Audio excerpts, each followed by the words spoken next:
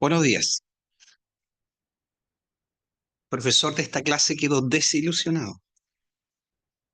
Ninguno pasó a decir el texto aquí. No había, pero sí había tarea. ¿Panchito está dónde? Ahí tiene la caja de los bombones y los dulces listos para dar a todos los que trabajaron en la tarea. Bien, partamos por la primera pregunta. ¿Dónde leímos la semana pasada?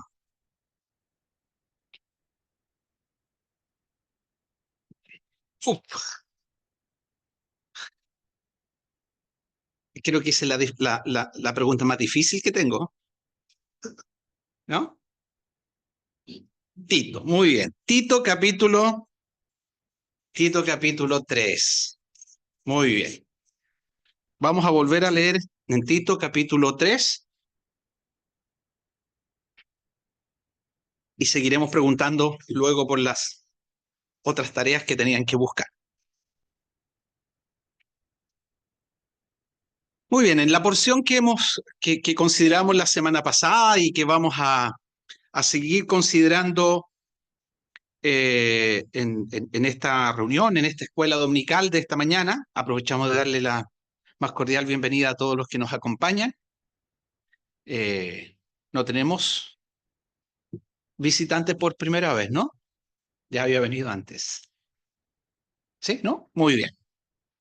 Muy bien, pero damos la más cordial bienvenida a todos para los que están aquí, los que se están conectando para leer y estar en quietud para escuchar la enseñanza, la lectura de la palabra de Dios. En Tito capítulo 3 mencionábamos que el contexto de este libro, en realidad esta carta tiene el propósito, Pablo escribe a Tito. Es una de las cartas llamadas cartas pastorales, individuales, dándole una instrucción en particular de poder organizar las iglesias que estaban eh, en un lugar llamado Creta, que está en el versículo 5 del capítulo 1. Y, y la instrucción precisa es porque en realidad los que creen, la instrucción de la palabra de Dios es que los que creen, los salvados, eh, de acuerdo al modelo de las escrituras, no son salvados para vivir una vida cristiana aislada. Eso no lo encontramos en las escrituras. El propósito es que los creyentes se reúnan en una localidad, en un lugar, para poder perseverar juntos, para poder vivir la vida cristiana en comunidad. El propósito es hasta el fin. Y el fin es el retorno, ¿verdad? El retorno del Señor por su iglesia. Entre tanto, la vida cristiana se vive en comunidad, pero no se vive como uno quiera vivirlo, sino que se vive en función del principio de la palabra de Dios. De hecho, Pablo escribiendo a Timoteo le dice que él le da una serie de instrucciones para que los creyentes sepamos cómo debemos conducirnos en la iglesia, en la casa de Dios, en este lugar que es columna y baluarte de la verdad.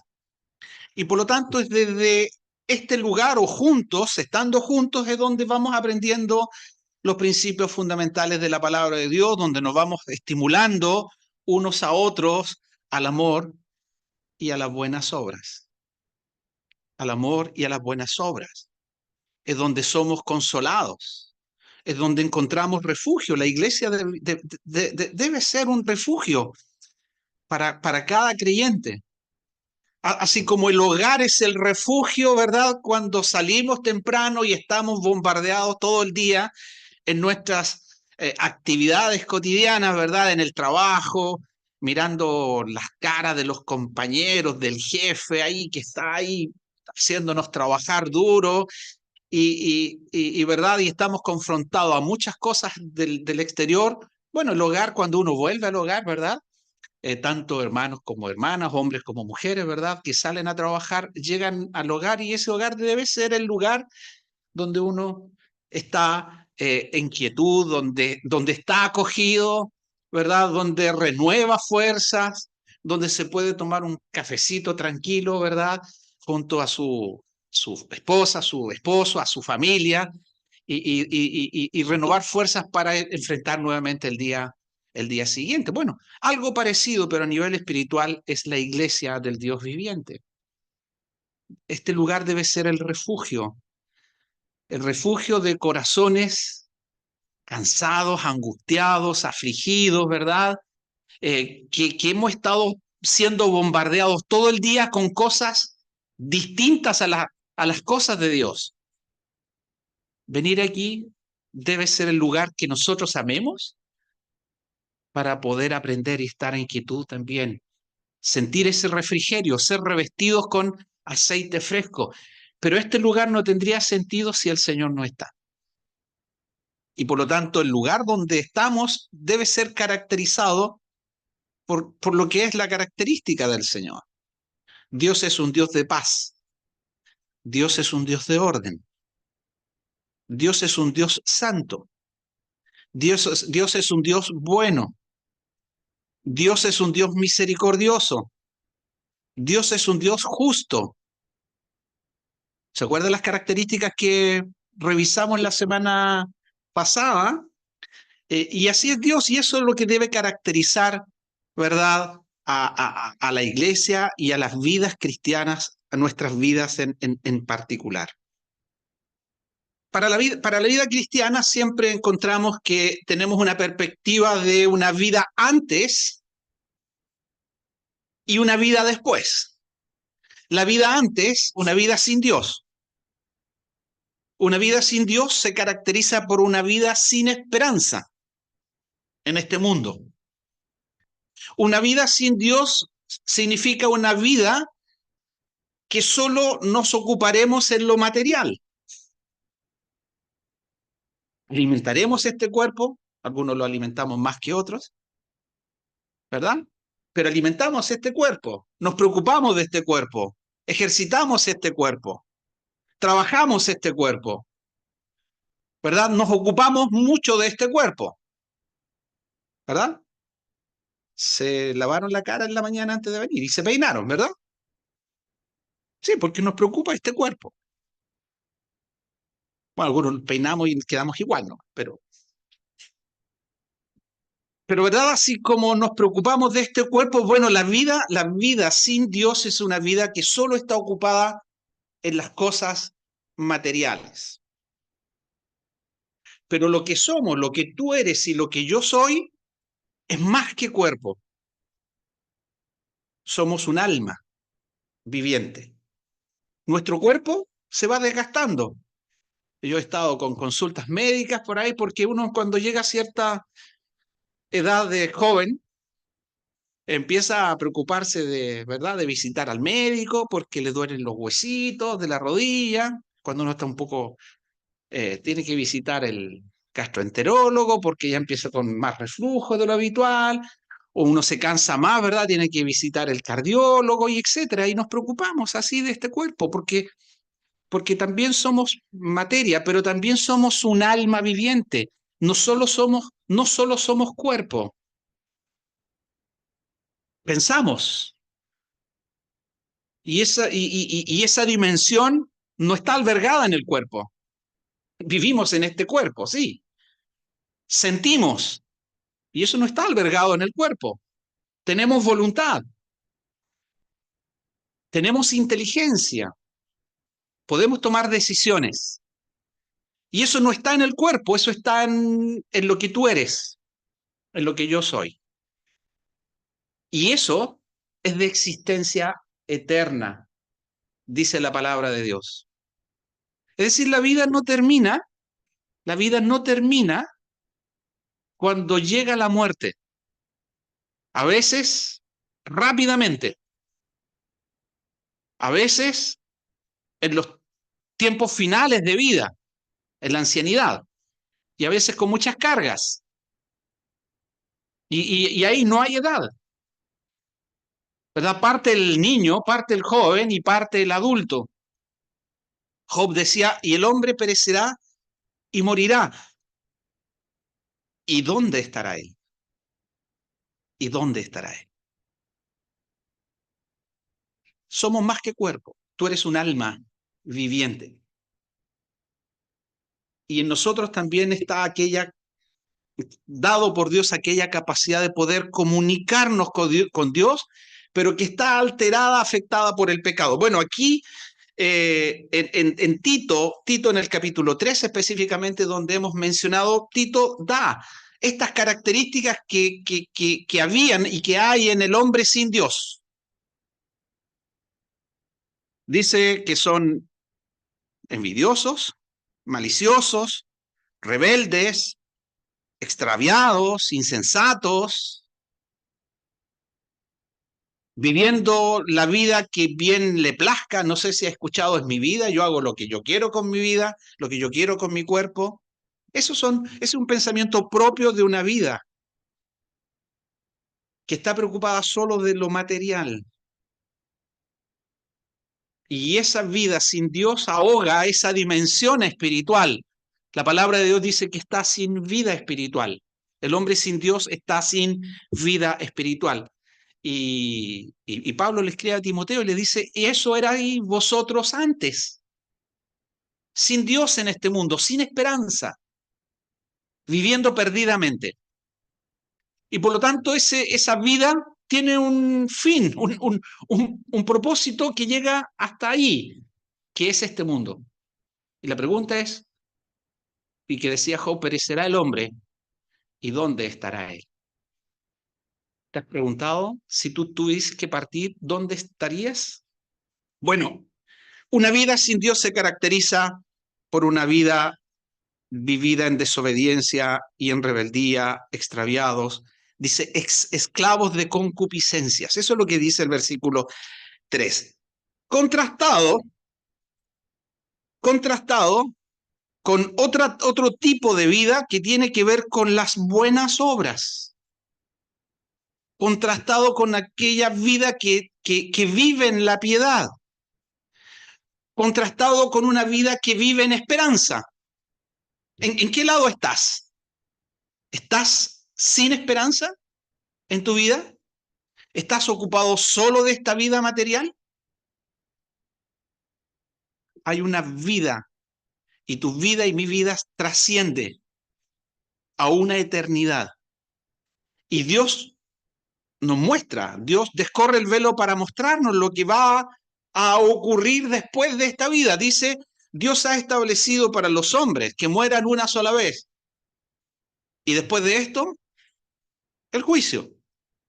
Después de esto, el juicio. ¿Perecerá el hombre y dónde estará él? Decía Job, y las escrituras nos dicen que hay un lugar al cual partirán todos aquellos que estando en vida parten producto de la muerte a la eternidad. Es por eso que el Señor, estando con los suyos, reunía a los suyos y les dijo, entrad, entrad por la puerta estrecha, porque ancha es la puerta, espacioso el camino que lleva a la perdición. Muchos son los que entran por ella, porque estrecha es la puerta y angosto el camino que lleva a la vida, y pocos son los que la hallan. Los muchos partirán a un lugar llamado perdición, los pocos a un lugar de vida. ¿Dónde irás tú? ¿Eres parte de los muchos o eres parte de los pocos? Bueno, el entorno de los creyentes de la iglesia allí en Creta es que el mundo vivía desde el punto de vista material, ocupado en las cosas propias de esta vida. De hecho, un gran poeta, dice Pablo, un gran poeta de los de este lugar dice que los cretenses eran vanidosos, se preocupaban de pasarlo bien y de comer bien. Decía el gran poeta de ellos, eran glotones. Y esa es la vida de una, en la vida de personas y de gente y de lugares que están sin Dios. Esa es la característica. Ahora, en medio de ese grupo está la iglesia, están los creyentes. Y en cada creyente mora el Espíritu de Dios, está el Espíritu de Dios. Y por lo tanto ya no nos pertenecemos a nosotros mismos, nos pertenecemos a Dios. Una vida sin Dios, sin esperanza, a una vida con esperanza. Una vida perdida a una vida salvada. Una vida sin frutos para Dios a una vida con fruto para Dios. Pero algo hay que produce esto. No está en la capacidad humana, está en Dios. Por eso que el versículo, ahora sí se los doy de tarea para el próximo domingo. Tienen que aprenderse el versículo 4 y el versículo 5. Versículo 4 y versículo 5 de Tito. Antes de esta manera, pero dice el versículo 4. Pero cuando se manifestó la bondad de Dios, nuestro Salvador, y su amor para con los hombres, nos salvó. Dios obra, Dios actúa en vidas que van rumbo a la condenación. Dios obra en vidas perdidas. Dios obra en vidas pecaminosas para transformarlas. Pero cuando se manifestó la bondad de Dios, nuestro Salvador, y su amor para con los hombres, nos salvó no por obra de justicia que nosotros hubiéramos hecho, sino por su misericordia, por el lavamiento de la regeneración y por la renovación en el Espíritu Santo. Oh, difícil. No, versículos. No, pero ustedes tienen buena memoria. Yo los veo de aquí y yo sé que cada uno de ustedes puede aprenderse 2 versículos. Estos 2 versículos se los pueden aprender. Panchito va a premiar a todos los que se aprendan estos 2 versículos. ¿Ya? Bueno, entre una vida y la otra, Dios actúa para transformarlos. No es un reformatorio, no es un lugar que va a cambiar el estado espiritual de las personas. ¿Verdad? Algunos con algunos vicios extremos, incontrolables, se tienen que, ¿verdad?, internar en lugares especializados para poder de alguna manera ayudarse y ayudarles a liberarse de aquellos vicios. En la vida cristiana, la transformación de una vida de pecador y de perdido a una vida salvada no es un producto de un reformatorio. No es producto de una vida que vaya avanzando y cambiando paulatinamente. Es la obra de Dios a través de Jesucristo. Por eso que dice el versículo, pero cuando se manifestó la bondad de Dios se manifestó. Dios actúa para poder transformar la vida de los hombres. Dios actuó en mi conversión, no porque yo era bueno, no porque yo era justo, no porque yo me merecía el cielo. Yo merecía el infierno. Ofendía a Dios con mi vida. Pero Dios y su bondad se manifestó y actuó para poder transformar mi vida, para poder cambiar el rumbo de mi vida, de una vida que va rumbo a la condenación a una vida que va rumbo al cielo, a la esperanza, al encuentro con Dios. Ya el profeta, interpelando a los a las personas les decía, prepárate para venir al encuentro de tu Dios. Vamos al encuentro de Dios. ¿Sabías tú que tú y yo vamos al encuentro de Dios? ¿Sabías tú que has de presentarte delante de Dios? La Biblia lo establece. Dice, Dios ha establecido para los hombres que mueran una sola vez y después de esto el juicio.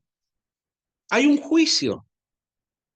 Apocalipsis, el capítulo 20 habla del juicio llamado el juicio final o el gran trono blanco.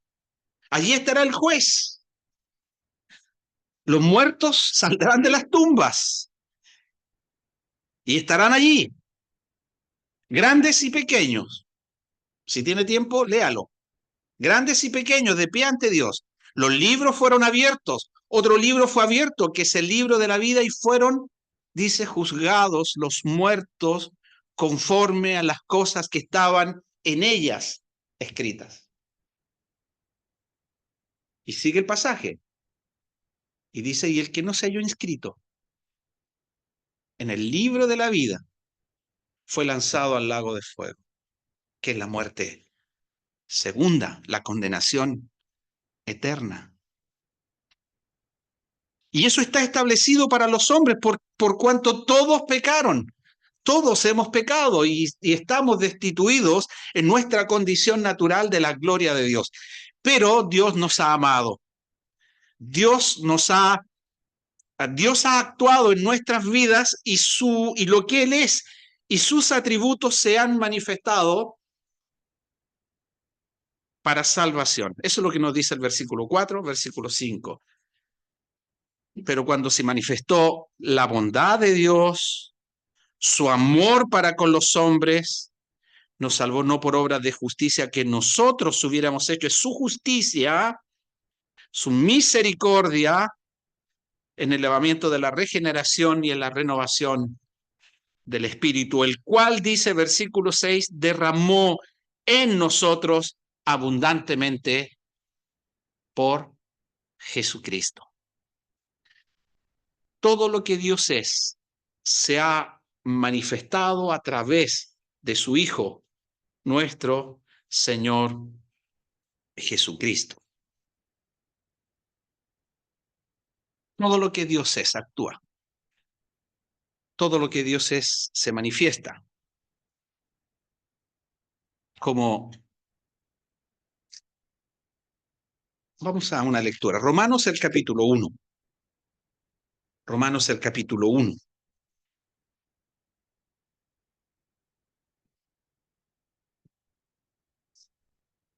Dios se manifiesta en salvación, pero Dios se revela. Y estamos aquí aprendiendo de las Escrituras y podemos decir que Dios está revelando a nosotros a través de la lectura de su palabra. Dios se revela, como dice Tito, a través de Jesucristo. Dios se revela a través de Él. Porque en Él habita corporalmente toda la plenitud de la deidad. Todo lo que Dios es se revela, se manifiesta a través de Jesucristo. ¿Quieres conocer a Dios?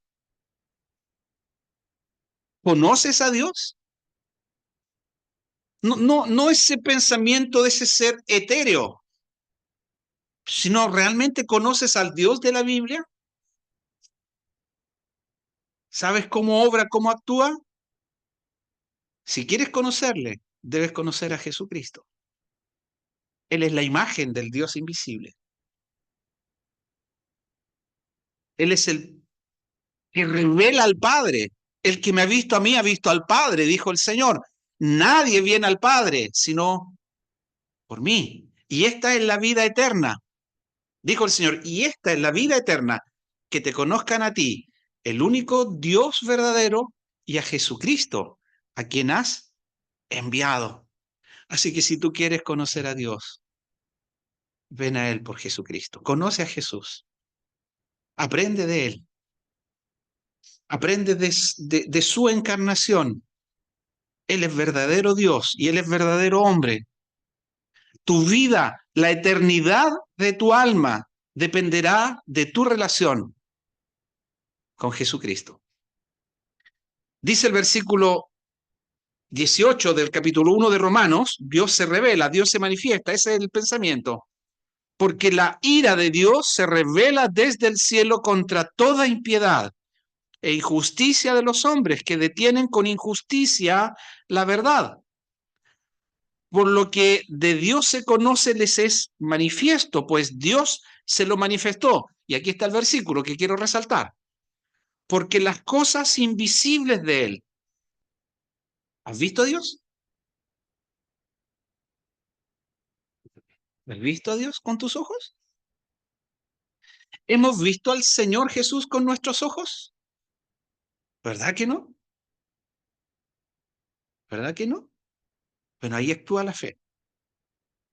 Pero nos dice la palabra de Dios, porque las cosas invisibles de Él, su eterno poder y deidad, se hacen claramente visibles desde la creación del mundo, siendo entendidas por medio de las cosas hechas, de modo que no tienen excusas. Las cosas invisibles de Dios, lo que Dios es, su naturaleza, sus atributos, se hacen manifiesto, dice la palabra, y se han hecho manifiesto desde la creación. No menosprecies la creación, no menosprecies las cosas hechas, no lo menospreciemos, porque las cosas hechas revelan lo que Dios es. Mirémonos a nosotros mismos, miremos nuestro funcionamiento de cuerpo, de vida, todo lo que el organismo debe coordinar y trabajar. Una máquina, alguien dijo, una máquina perfecta para que podamos existir. Nada es al azar. Somos creación de Dios. Una mente suprema, un diseño perfecto. Somos un diseño perfecto, aunque se va corrompiendo por el pecado. Pero si somos un diseño perfecto, ¿cuánto más perfecto es el diseñador? Si la creación nos maravilla, un paisaje, un atardecer, una puesta de sol, subir las montañas. Alguien está invitado a subir montañas en las semanas que vienen. No les voy a decir quién es. Está preparándose para subir montañas.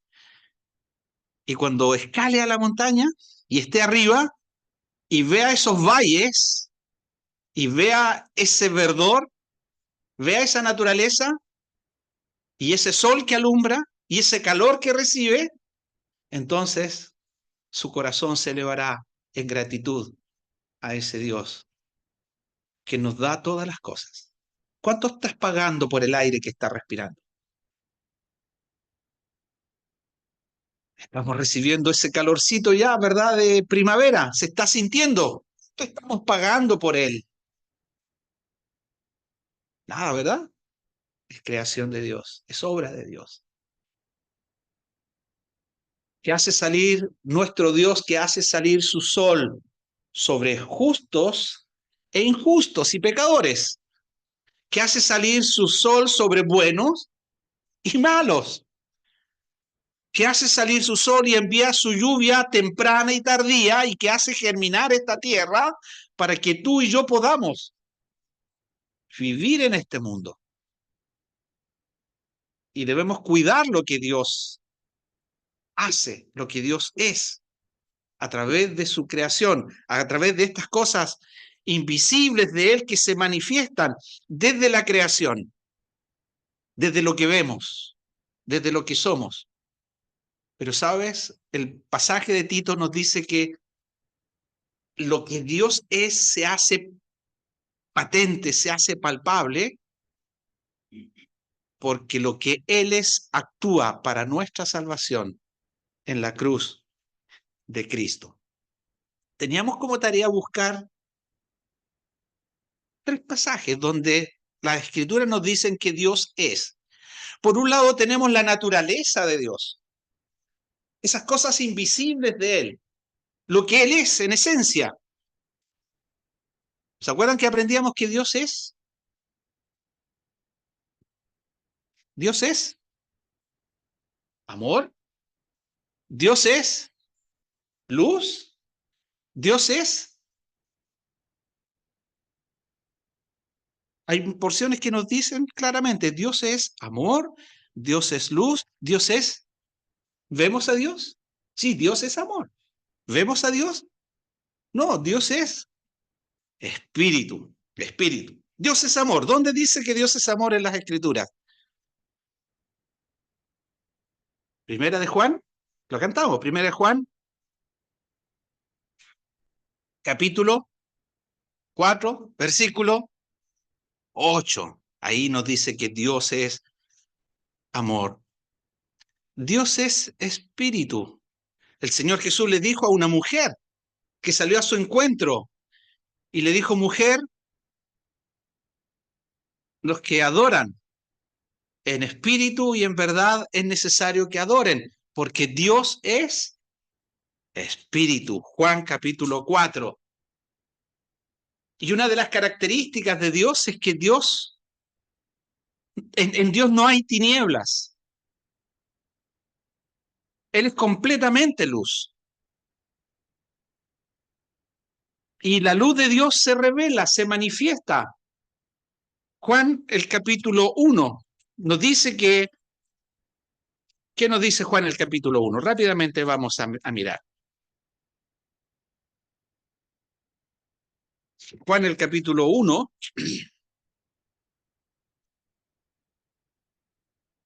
dice, versículo 1, en el principio era el verbo, y el verbo era con Dios, y el verbo era Dios.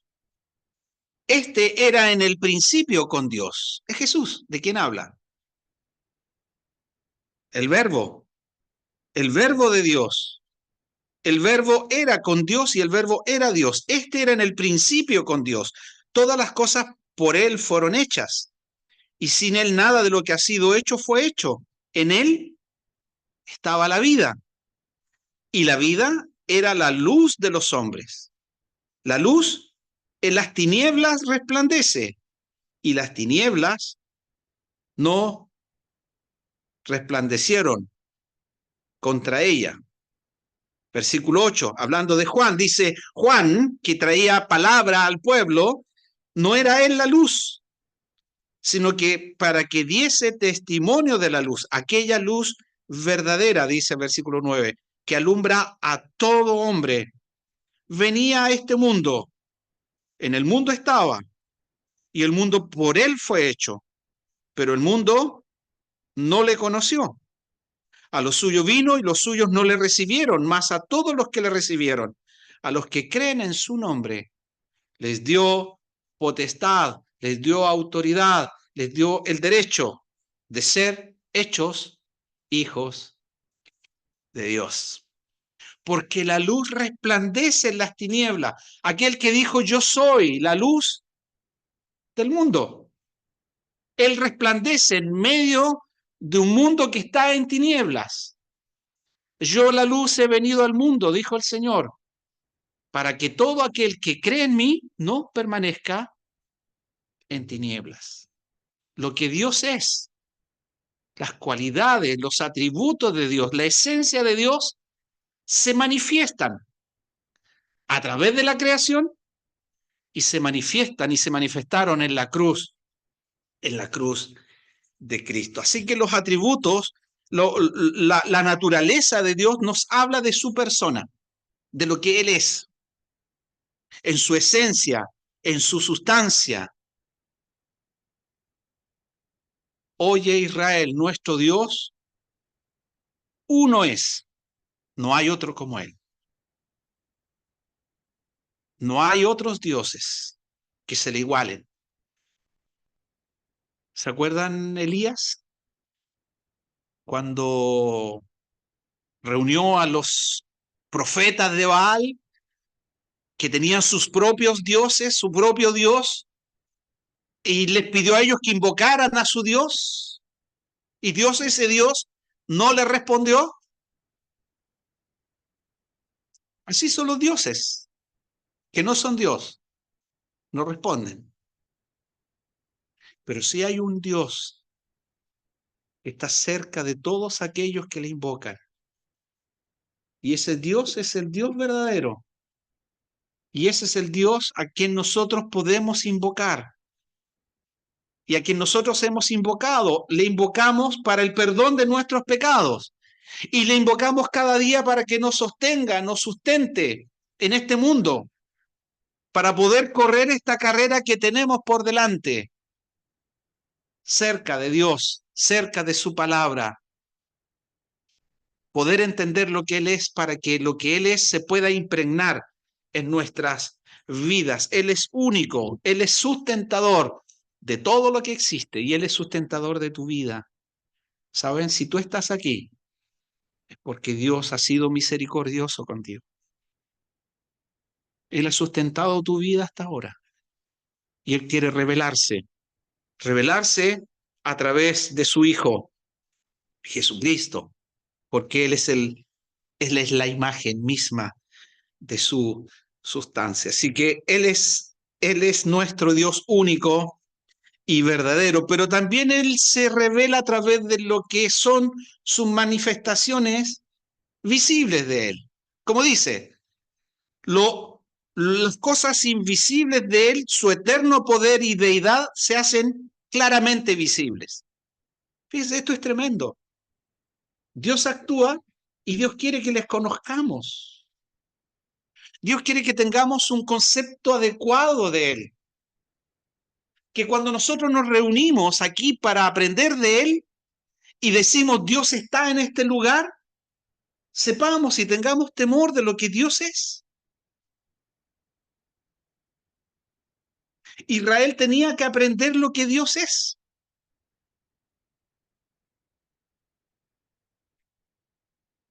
Cuando Dios se revela a Moisés esa primera vez, allí en la montaña, y sube Moisés a aquella luz que vio en la montaña. Volvimos a subir la montaña. Y allá arriba, Dios se revela a Moisés a través de una zarza que ardía y no se consumía. Y le dijo Moisés, ¿y saben lo primero que le dice a él? Moisés, mira tus pies. Vienes del desierto, vienes todo sucio. Mira tus sandalias. A lo mejor estaban ya estropeadas por ese caminar. Y le dijo Moisés, quita tu calzado, porque el lugar en que estás, santo es. Dios es un Dios santo. Y donde Dios se manifiesta, donde Dios se revela, la santidad de Dios debe manifestarse y debe evidenciarse. Y nosotros que nos hemos acogido y bajo la presencia de Dios, debemos entender que ese lugar donde Dios está, donde Dios se manifiesta, es un lugar de santidad.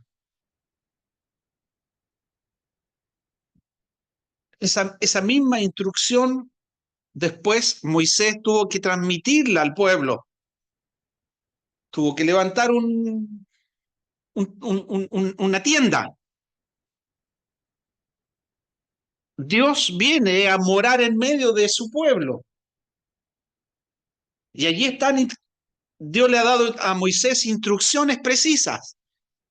Todo conforme al diseño que se te ha mostrado. Haz todo. No agregues, no quites. Haz todo conforme al diseño. Dios se revelaba al pueblo a través de esa tienda, en el lugar de más adentro. Cuando Dios desciende en medio del pueblo, ese lugar se llena de humo y ese humo se eleva en medio del pueblo. Israel estaba viendo ese humo que se levantaba. ¿Sabe lo que decía Israel? Dios está en ese lugar. Dios está en ese lugar. Y Dios da instrucciones a Moisés para aquel que se acercara a ese lugar, el sumo sacerdote, y él debía vestirse de una manera adecuada, conforme al modelo. Y él debía poner en su pecho y en su frente la señal de Dios: santidad a Jehová. Santidad a Jehová. ¿Saben? Ese sumo sacerdote, en sus vestimentas, tenían que tejerle unas campanillas. Y esas campanillas tenían que sonar cuando entraba y cuando salía, porque él iba a ministrar con un propósito. El pecado del pueblo iba a ser presentado en la presencia de Dios. Dios está allí. El sumo sacerdote entraba, la campanilla sonaba. ¿Se imagina si esa campanilla dejaba de sonar? ¿Cuál era el mensaje al pueblo? El sumo sacerdote caía aniquilado, muerto, por la santidad de Dios.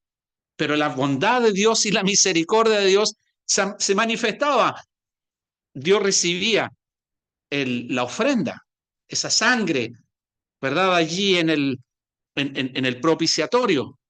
Las campanillas sonaban y el pueblo salía y veía y el sumo sacerdote volvía a salir al pueblo, las campanillas sonaban y era día de gozo, día de júbilo. Dios había perdonado. Dios en su santidad podía haber aniquilado al sumo sacerdote, pero la bondad de Dios y la misericordia de Dios estaban con ese pueblo. Bueno, esa santidad de Dios se traslada también a la cruz de Cristo. Mateo capítulo 27, con esto vamos a terminar. Mateo capítulo 27.